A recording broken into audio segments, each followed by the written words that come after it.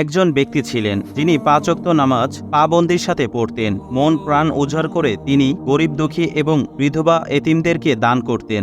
এতিম নিঃস্ব হওয়া অনেক ছেলে মেয়ে যাদের বিয়ে করার সামর্থ্য ছিল না তাদের বিয়ের ব্যবস্থা করে দিতেন। এমনকি সেই ব্যক্তি হজও করেছিলেন।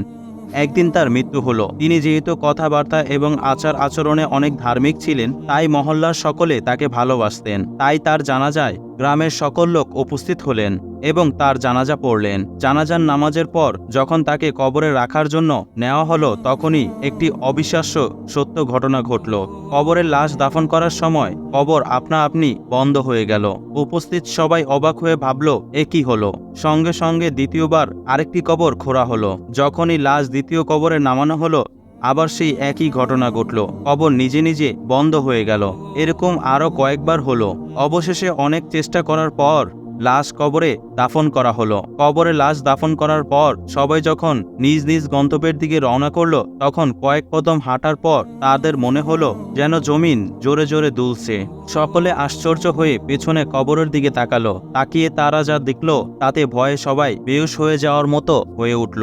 সে কি ভয়ানক মর্মান্তিক দৃশ্য, যা তারা কল্পনাও করতে পারেনি। সবাই বিস্ফোরিত হয়ে দেখল যে কবরের মধ্যভাগ ফেটে দুই ভাগ হয়ে গিয়েছে এবং ভয়ঙ্কর আগুনের কালো ধোঁয়া বের হচ্ছে এবং কবরের ভিতর থেকে আত্মচিৎকার এবং ভয়ঙ্কর আওয়াজ আসছে, যা সবাই শুনেছিল।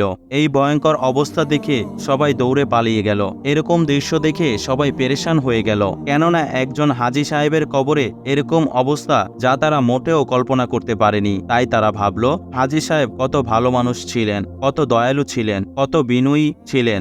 এই ভালো মানুষটির জীবনে এমন কি ছিল যার কারণে তার কবরে এমন ভয়াবহ আযাব সৃষ্টি হলো? তদন্তের পর মৃত হাজীর সাহেবের জীবনের অবস্থা জানা গেল।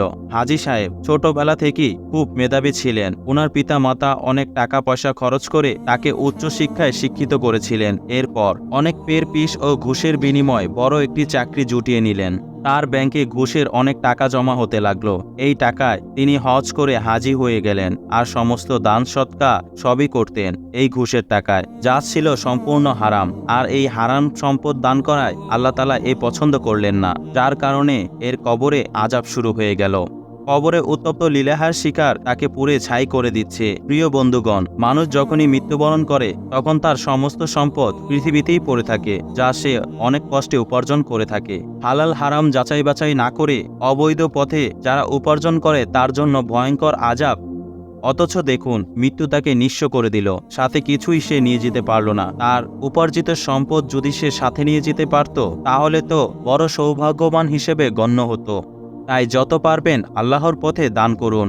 অবশ্যই তা হালাল পথে উপার্জন করুন, কেননা হারাম সম্পদ দান করা ইসলামে সম্পূর্ণ নিষিদ্ধ। তো বন্ধুরা, ভিডিওটি কেমন লেগেছে যা আমাদের অবশ্যই কমেন্ট করে জানাবেন। চ্যানেলটি ভালো লাগলে সাবস্ক্রাইব করবেন। দেখা হচ্ছে নতুন আরেকটি ভিডিওতে। সে পর্যন্ত ভালো থাকুন, সুস্থ থাকুন। আল্লাহ হাফেজ।